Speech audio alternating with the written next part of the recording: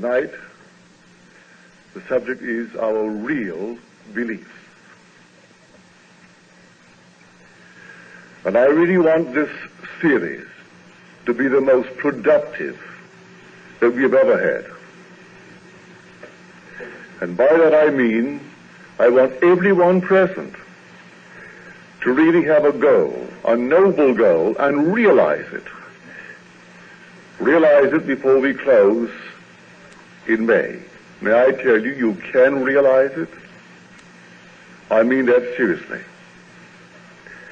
So what do I mean by our real beliefs? Our real beliefs are what we live by.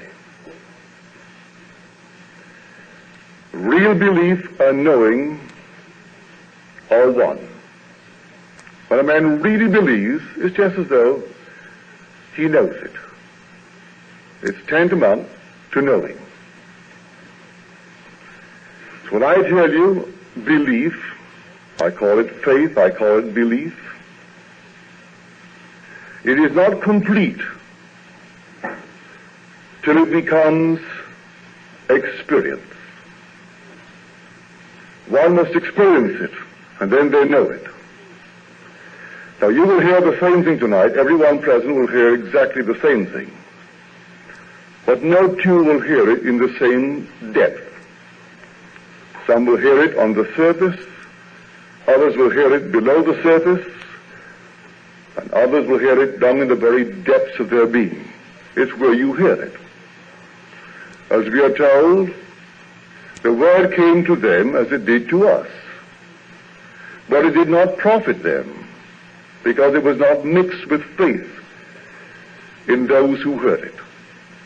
They heard it and rejected it, but they heard it. It came in and went out.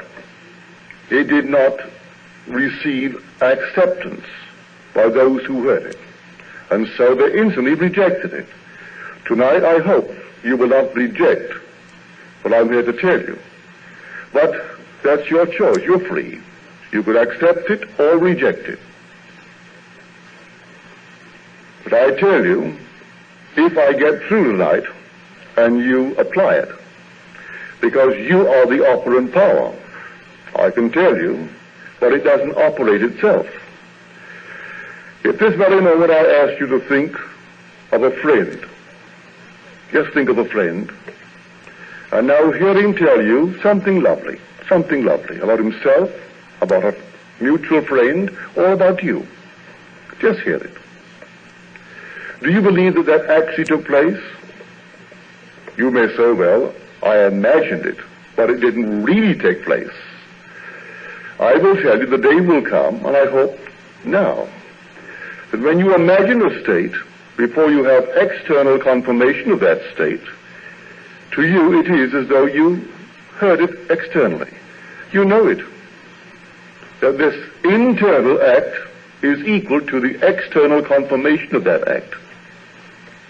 You get to that point because the difference between God and man is measured only in terms of this imaginative power.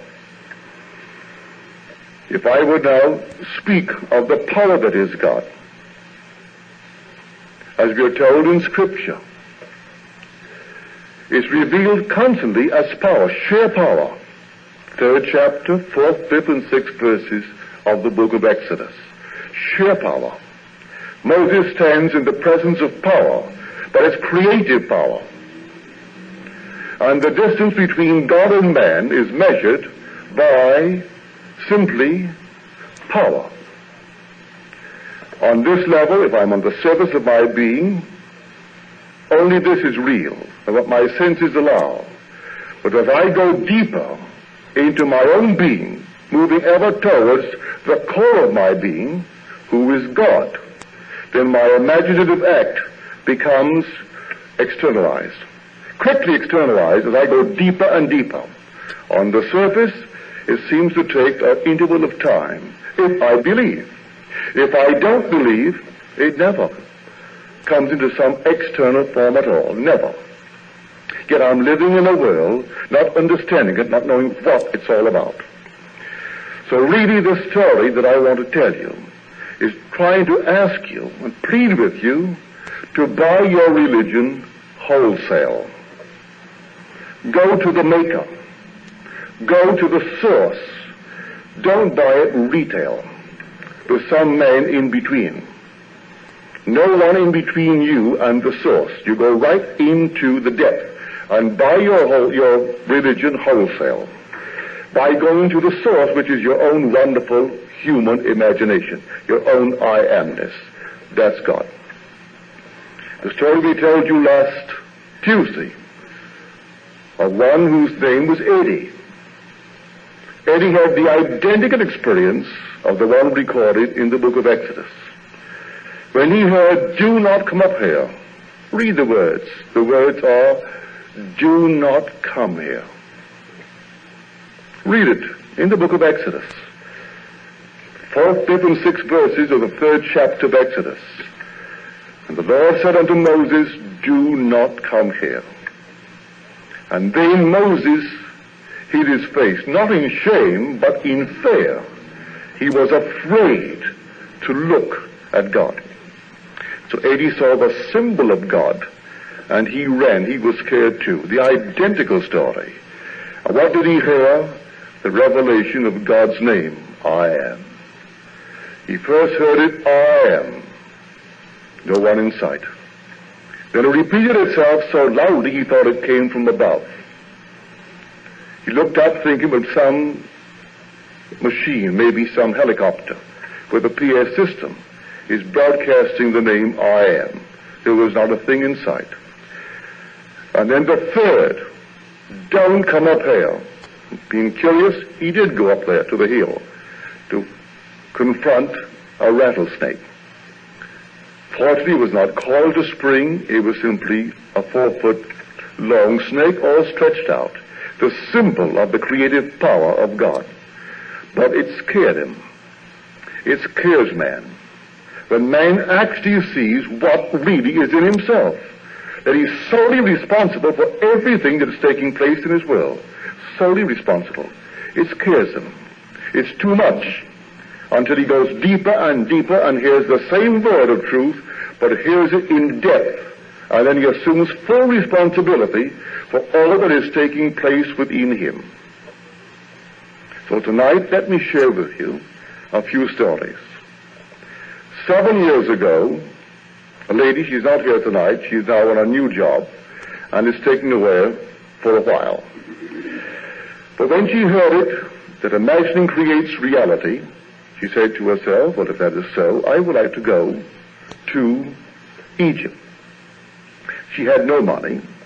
She's never been a lady of means, always working, small sums of money, could never accumulate what it would take to make the trip.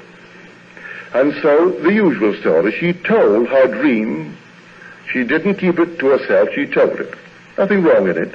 If you really believe it, you can tell it. As you're told in the scripture, go, tell no man, but show John, show the world. Well, that's, if you don't tell man before, will man believe you after the event? He may question your honesty. But if you tell him before the event, then he is assured, because actually you have a witness to the fact you did tell him before the event. So that is also in Scripture. And now I will tell you before it takes place, that when it does take place, you may believe. But that is courage in the depth of the soul, where one knows the imaginal act is a fact at the very moment of the act, though not yet seen by the outer man. But not everyone has that courage and that faith in the imaginal act. So she told it. And naturally her friends criticized her. It is stupid to go to that man, you waste your money. It's not religion. What is it? He is telling you that an assumption, though false, if persisted in, will harden into fact. But that's stupid. It doesn't make sense. To them, a true judgment must conform to the external fact to which it relates. So if I say, well, isn't a lovely dog? And there is no dog to bear witness to my judgment is false. So that's what they gathered from what she told them that I am teaching. And so the whole thing is insane, it's stupid. Well, the years went on. It's been 7 years now. And this is what happened this past week. She got a job. She's a nurse, and so the job moves around. She goes from home to home where the need is there. And so she found herself in the environment or the neighborhood of a friend she had not seen or contacted in a year. She had exchanged a birthday card and a Christmas greeting with a little note on the card, but no telephone call and no other contact. Finding herself in the neighborhood, she calls her. When this friend heard her voice on the wire, she said, "Oh, Jan, you can have it, you can have it." She said, all right, I'll take it. What is it?" And then this is the story. There was a party, a pre-Lenten party at the Hotel Hilton, some Mardi Gras, by a Catholic society, the Joseph and Mary Society. There were door prizes. The major prize was a 30-day trip, first class, all expenses paid, stopping along the way at the Hilton hotels in the Near East. And Egypt is part of the setup. The lady and her family had spent several months last year abroad and had no desire this year to go abroad again. In fact, they've already arranged to go to New York City for the World's Fair, which opens in April. So a trip abroad is out. Furthermore, this ticket, this door ticket, only accepts one person, not a group, not a family. So that was what her friend said to her she would give her. Jan said, all right, I'll take it. And then called me up to tell me the story. Delayed, seemingly, 7 years. She still now has her ticket, if she wants it, to the Near East, where Egypt is included, and she goes first class, all expenses paid, but everything paid. Because she believed. Maybe in the interval her faith wavered. Maybe she justified it by saying, maybe I don't want it, or in some strange way tried to explain it away. But it still, in its own good time, came to the surface. I ask you not to throw your dreams away and feel that they are impossible of realization in this strange, drab world of external facts. Every dream can come true if I can get through to you that your imagination is God, and that your imaginal act when you think of a friend carrying on the conversation, that is Jesus Christ in action. Examine yourselves to see whether you are holding to your faith. Test yourself. Do you not realize that Jesus Christ is in you? If he is in you, then who is he? He is your own imagining. God is your imagination. God in action is imagining. And God in action is Christ. Christ, as defined in Scripture, is the power and the wisdom of God. So I tell you, everyone can realize if you really believe in Jesus Christ. 1 billion will claim they believe in Jesus Christ and cross themselves before a dead piece of wood or a piece of marble or clay or something other than a living God. And the very being kneeling before these external icons, here is the king of Greece that just died, and they brought what they considered a holy icon for the man who was dying. In the eyes of God, a king is just like a serf. They do not differ. One's love for one is not greater than his love for another. To what extent have they heard the word of God and believed? So he's dying, they bring a holy icon. It didn't work. Just saw the little icon, and so he makes his exit like any other person in the world. I hope that everyone here will find the real Jesus Christ. The real Jesus Christ is your own wonderful human imagining. That's God in action. The real God is your own wonderful, lovely imagination. When you say, I am, that's God. Now let me share with you that which was given to me this past week by a gentleman who was here tonight. He's written the most glorious stories. I hope he keeps it up, because they're exciting. I share them with those who came home since I received his letters, and I will share them with you tonight. He's a writer. He writes for TV. He started 3 years ago on this show that has been running for 3 years, and he writes every third or fourth script. He said, when I started, my price was $2,500 a script. And in 2 years, my agent got it up to $3,000 a script. Then, a year ago last Christmas, my mother came from the east to visit us. And I told her what I received for a script, $3,000 a script. And she said, well, I always assumed that you got $3,500 a script. She wasn't at all impressed with $3,000. And then he tried to explain to her that as far as he knew, there was no writer in the field, solo writer, who got more than he did. He was getting $3,000 a script. She was not impressed. Didn't disturb her at all. She still said that as far as she was concerned, it was worth $3,500 a script.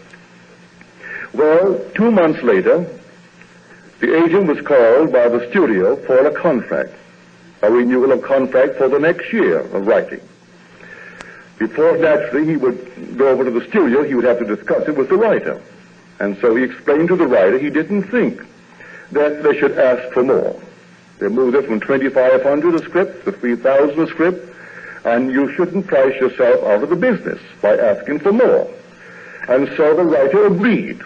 It was a nice, friendly relationship between himself and the producer, so why ask for more and get out of the business? So it was agreed.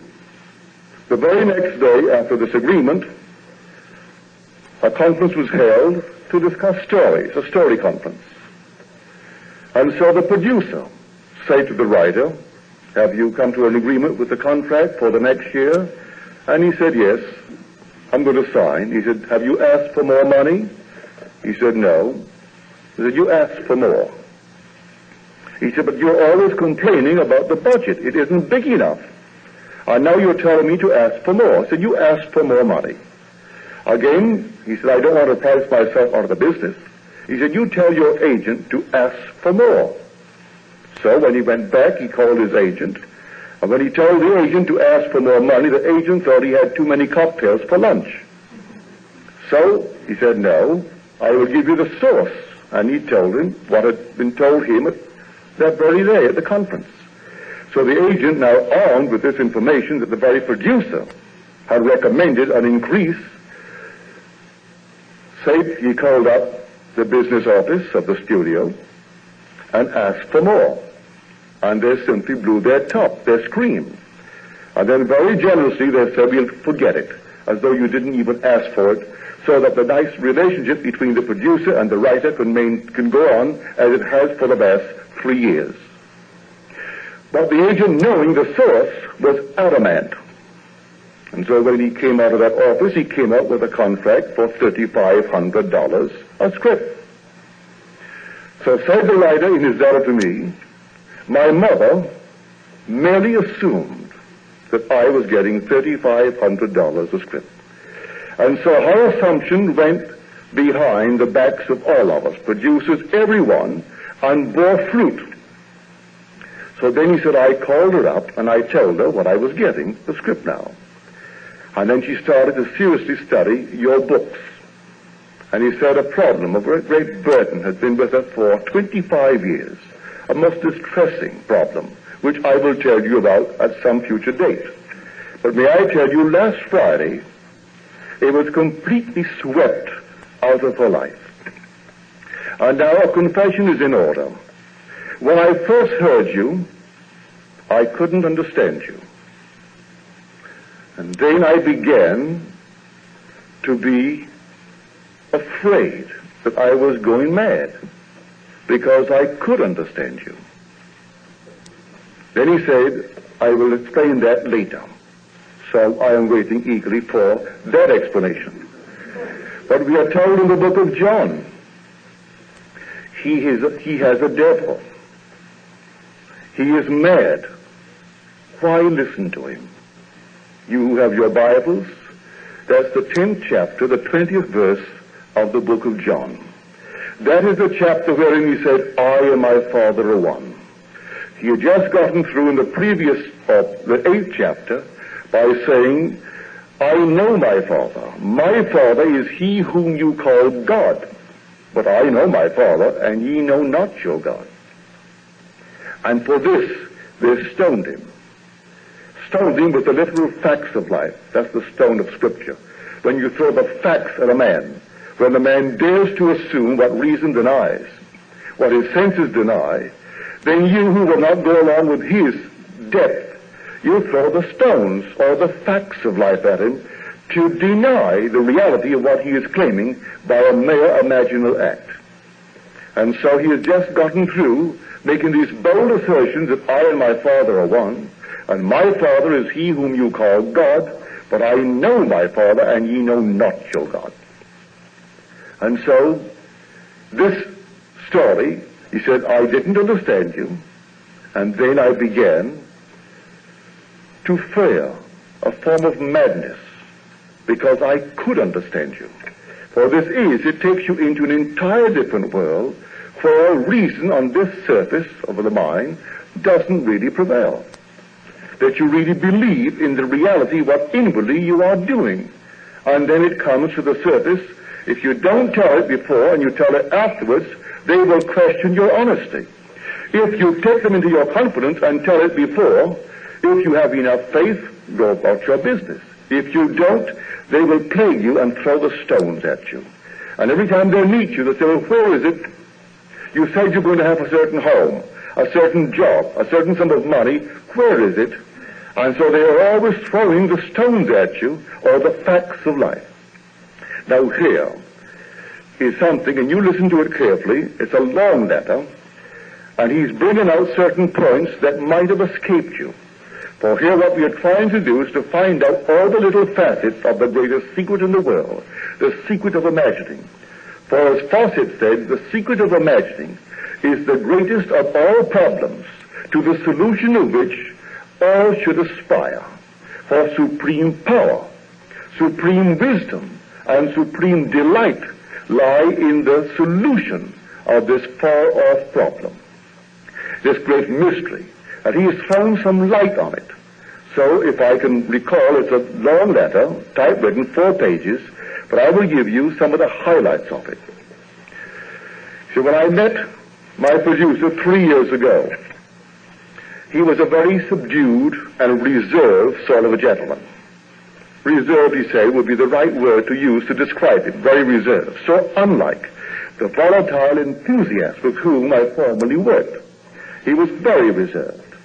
In fact, pardon me, he couldn't express the superlative in any way.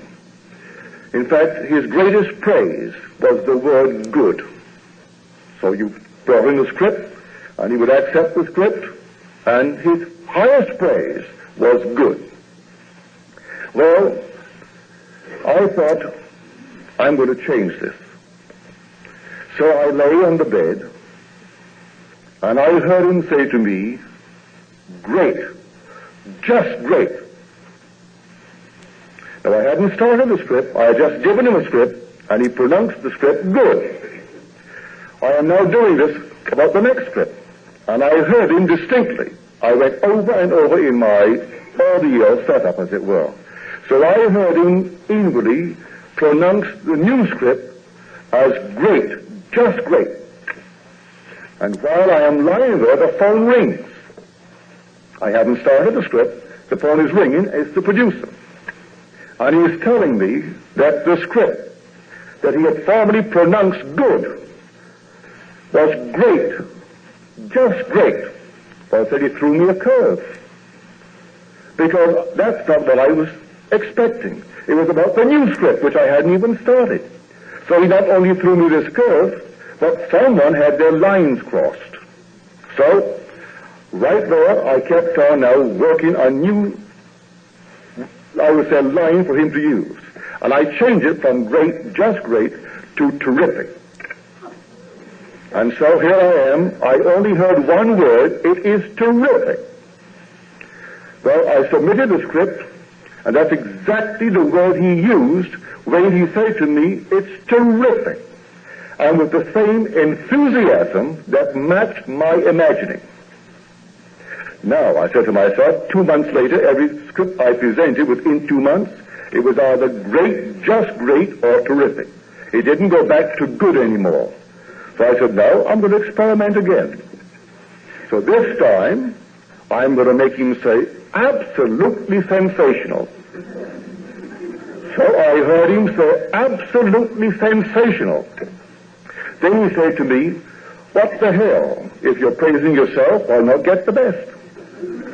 So I am doing it to myself anyway, so why be modest about it? I am doing the whole thing because he's only echoing it. So I said, absolutely sensational.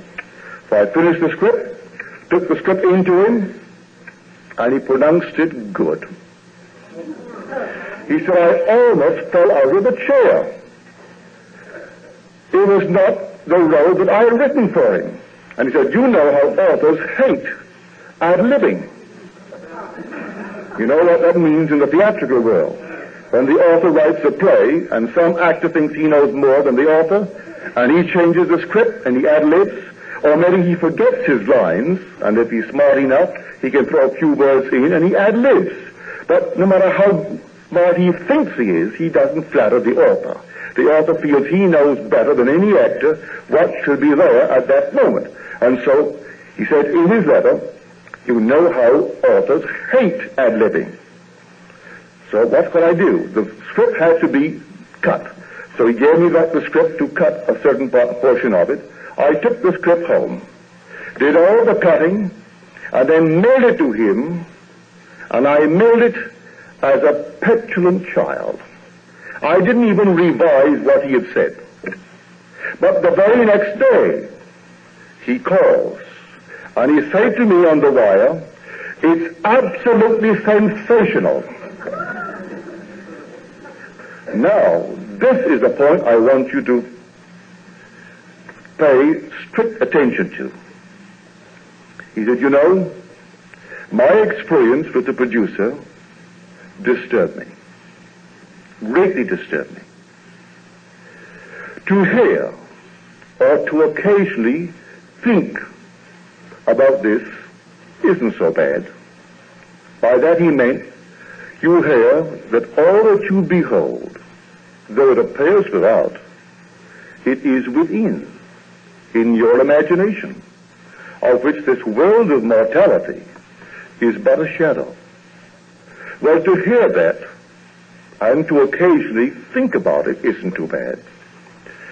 But when it seeps in and takes hold of you and goes deeper and you realize that it's true, that producer who is so important in the production of this great series, who is spending such fortunes, he has it to spend, that is, he allows it, he knows what he's doing, he's been successful, he's been running 3 years, and yet he had to actually utter the word that this writer is writing for him.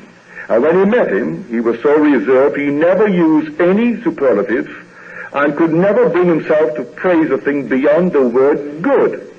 And he raised him from good to great, just great, terrific, absolutely sensational. That's an enormous accomplishment in anyone's vocabulary when he began as a most reserved party. So when the individual writer now sees what he did with a man, he said, you know, it distressed me. It distressed me. For the simple reason, I had to remake my world only as I remake myself. Only as I could remake myself could I in any way remake the world. And what an undertaking. But he said, I found a solution. I will not now think of myself X number of years into the future. I am painting a portrait of myself. And portraits are not painted by one stroke with a brush. And so I am taking it easily.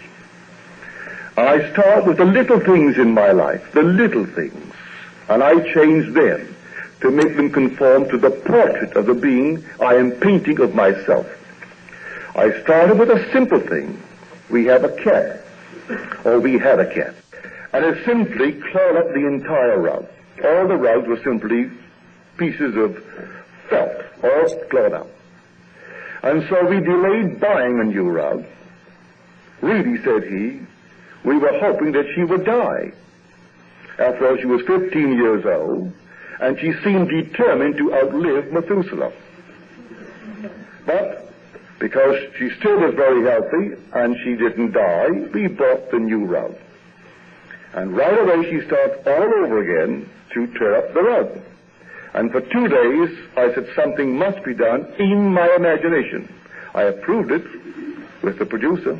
So I went to work in my imagination and saw this cat in the backyard tearing up a mat that we had in the backyard for just such a purpose. On the third day, she was out in that backyard clawing the mat until the day she died. She never once tore up our rug. Prayer is a destructive power in the world, save in the imagination of man. If someone heard that story and didn't believe it, they could this night have a cat in their house, and they will say, oh, that was just coincidence in his case. It won't work here, so I'm not even going to try it. That borders on madness, and no one wants to be mad. In fact, to say that you were once put away is like leprosy. They don't want that. That you were once committed to some asylum. To go to a hospital because you had a pain and you needed an operation, that's allowed today because everyone has them. But not everyone is put away for some mental, I would say, side issue. And so in his case, he did it, the average person would have heard it, and who would believe that in their own home they too could make the dog or the cat or the bird or anything else conform to an imaginal act? Well, having done this, now he sees the power within him. He's not going to go all out. He knows he's done it. He has tangible proof that he's done it. And from now on, he said, he's going to actually be faithful to what he has found within himself. He's found Christ. The day is coming, he will actually stand in the presence of infinite love. But before we stand in the presence of infinite love, he presents himself first as infinite might. And throughout the Bible, you can't find any basis to deny it. It is might, it's power and authority. From beginning to end, when he presents himself, it's sheer might, sheer power. Until one day, man will see that this power on this level, and in many levels below, resolves itself into infinite love. And it's man.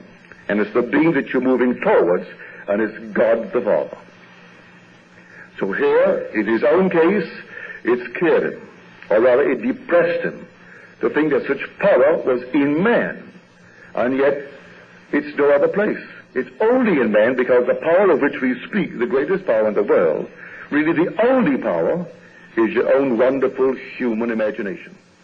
Now, the lady whose story I told first, Jan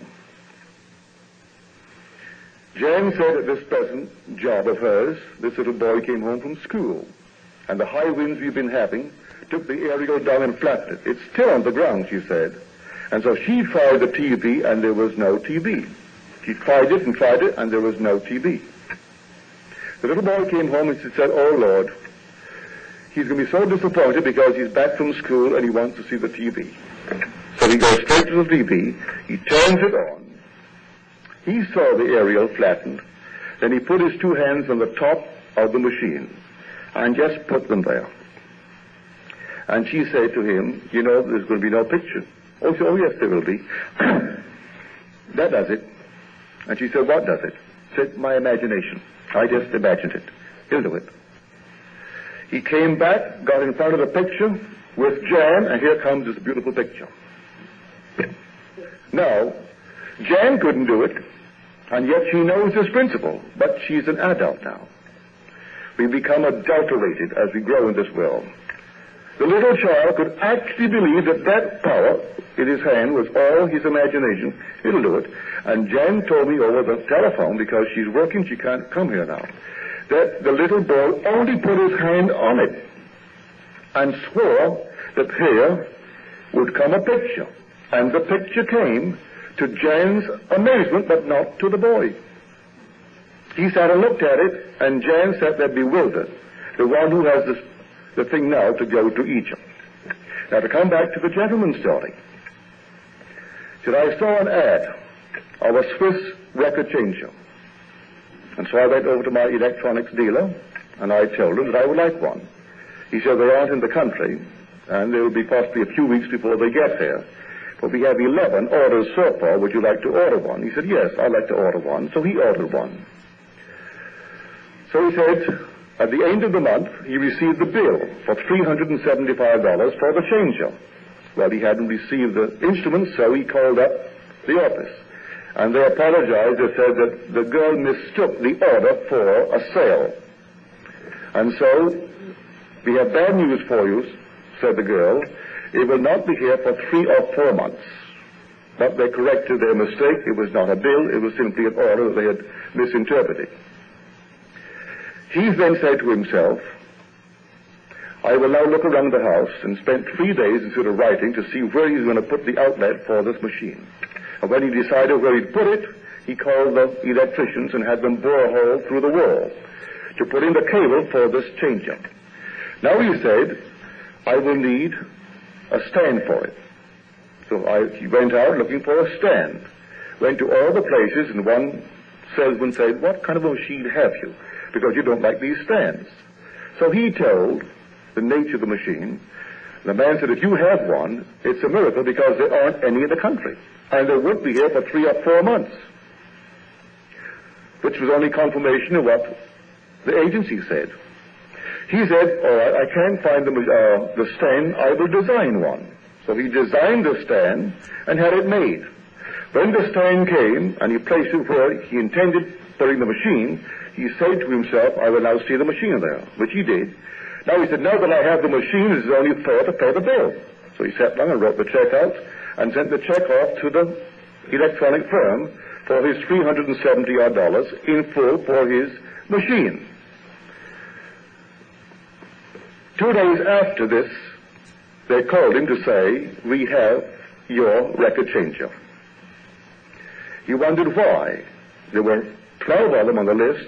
The man only received 4 in his shipment of an order of 12. And this friend who wrote me the letter said, well, it could be that I sent my check in advance because I paid for what to me was before me in my imagination. It could be that, on the other hand, I'm not asking questions. Why he gave me the first one in, and why he jumped me from 12 to number 1. However, I have the machine, and now my next problem is this. It's a very delicate, complicated, sly, tricky thing. And so I am now trying to imagine myself smart enough to operate it. So that is the story of using your imagination. I say faith, as we're told, we understand that by faith the world was framed by the Word of God. But you know who God is now? Your own wonderful I amness. That's God. He is framing His world, but it takes faith. To hear it without faith, it won't work. To hear it mixed with faith, it will work. If you sit down as he did, he said, I lay on the bed. You can sit right here and carry on this inner mental conversation from premises of fulfilled desire. For thinking follows the tracks laid down in one's own inner conversations. You control the nature of the conversation and see to it that it's not an argument. It's simply from wishes fulfilled. Regardless of the nature of that wish, you carry it on the inside. Some are better at the video. They can see better than they can hear. But I find hearing so very, very easy. And I'm not a musician, so you don't have to be musically inclined to really hear. I appreciate music, but I don't play. And I don't understand music in the true sense of the word. I simply appreciate it. Yet I can hear it vividly. A man's voice, let him speak for us 1 second. Let me get the tone. Then put upon that tone any word I want to hear, and I hear it as though he were here. Now, how long it takes for what I have heard him say to come to pass, I don't know. As we tell you in that story of the book of Habakkuk. The vision has its own appointed hour. It ripens. It will flower. If it be long, then wait, for it is sure, and it will not be late. So one seed grows overnight. Another seed takes a month. Another seed takes a year. As in birth, a child comes to this world 9 months. But a chicken comes out in 21 days.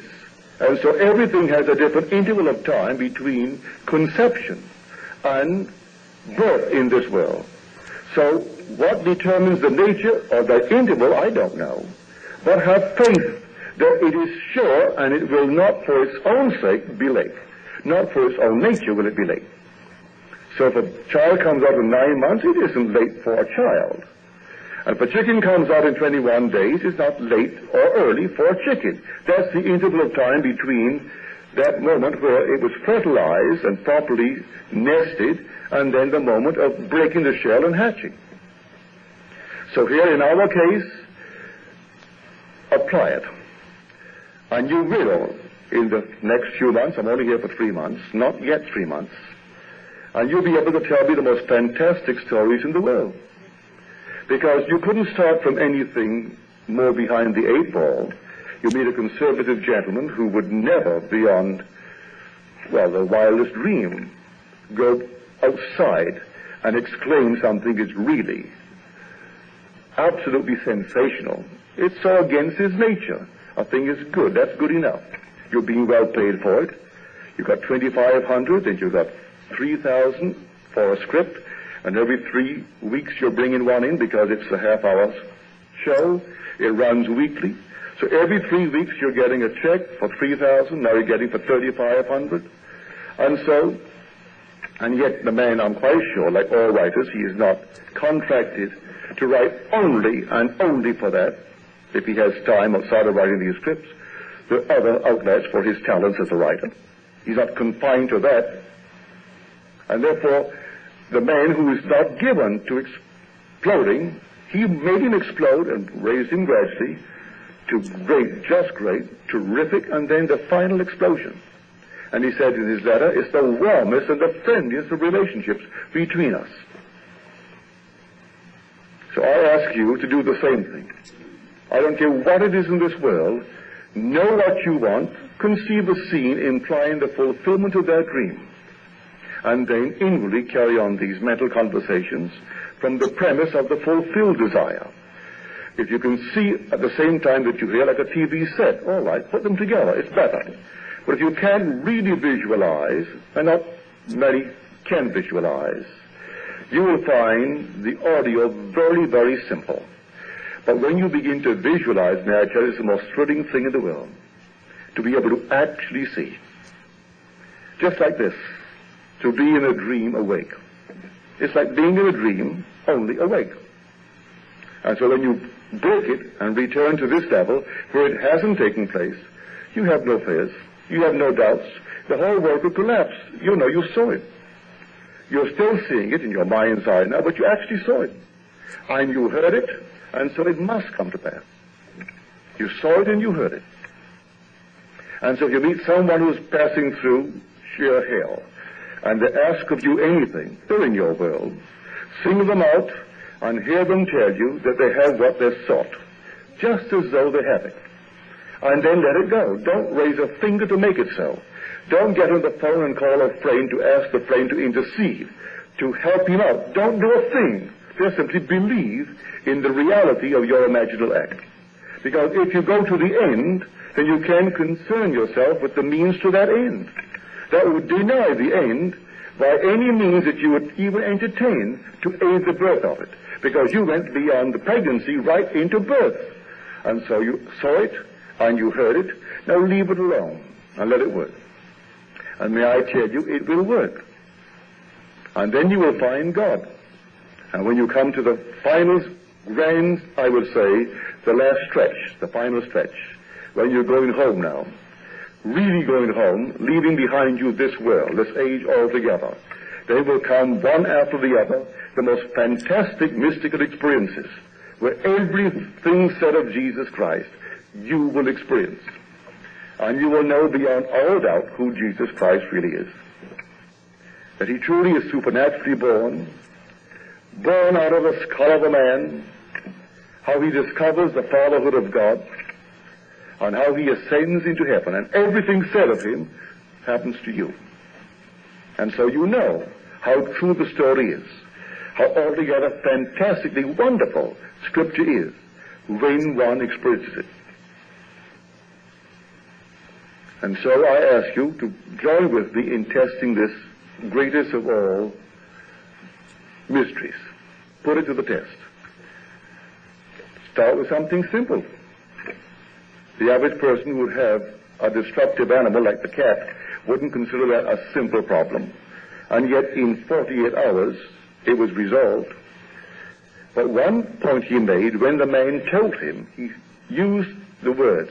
He expressed himself when he said to me, terrific. He expressed it with the enthusiasm that matched my imagining. The world is only response, infinite response. It's an echo. And the whole vast world only echoes.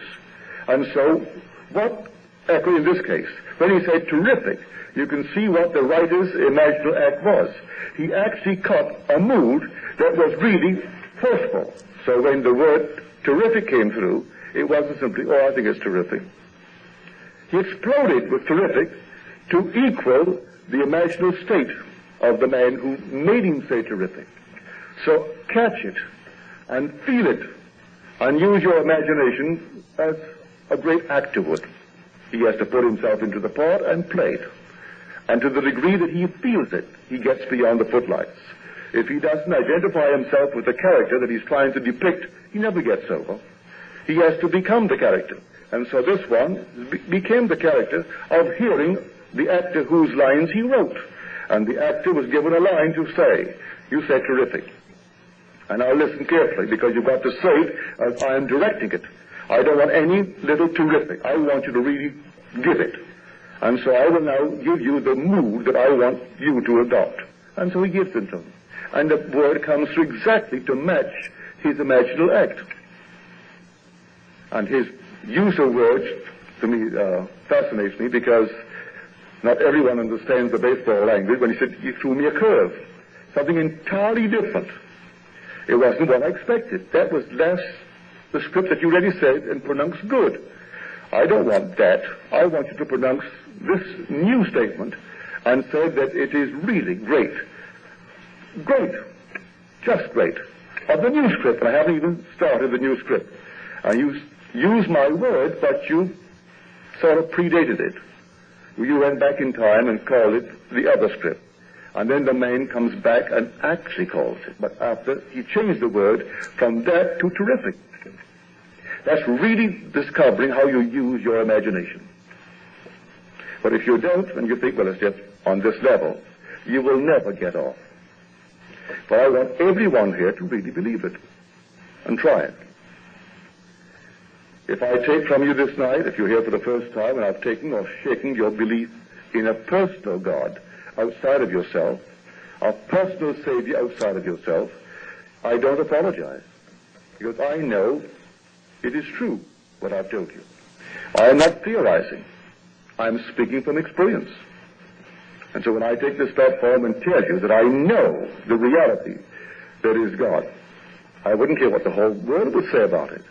When they say, you don't mean that God truly stood before you, or you stood before him, and you looked into the face of man, I say, yes, I did. And it is man. I am a spirit, but it needs man, its perfect form, to really express anything in this world. So it assumes the form of man. So when you see I am, in form, the form is man. Just like the little girl who told her grandmother, you know what? I went up last night in my dream right up to the sun. And you know what? He has a face. And you know what? He has hands. And he has feet. And you know what? The ocean, the big ocean, talked to the sun. And you know what? The sun came down to the earth. And you know what? He has legs. and he can walk. And he walked right over to me and kissed me on the cheek, and it was hot. Now, isn't that a silly, silly dream, Grandma? But it's true. There is nothing but God, and God is man. And so when Blake was asked, when you see the sun, do you see a big round guinea? He said, no, a host of angels crying, holy, holy, holy. He drew him as man. There's nothing but man, because man and God are one. God is man. So I ask you to take what I've given you this night, take it home, and you try it. It costs you nothing, only the effort and the little time that you will spend in doing it. But bear in mind, when you do it, believe it. Because the words are, the word was spoken to them just as it was to us. But it did not profit them, because they did not receive it with faith in those who heard it. And so when you do it tonight, do it knowing that that in itself is a creative act, that imaginal act. And be faithful to it. Now, faith does not give substance to that imaginal act, that unseen reality. Faith is loyalty to unseen reality. You simply are loyal to it. You made a pledge. All right, now you're loyal to the unseen reality. Questions, please. Yes, sir.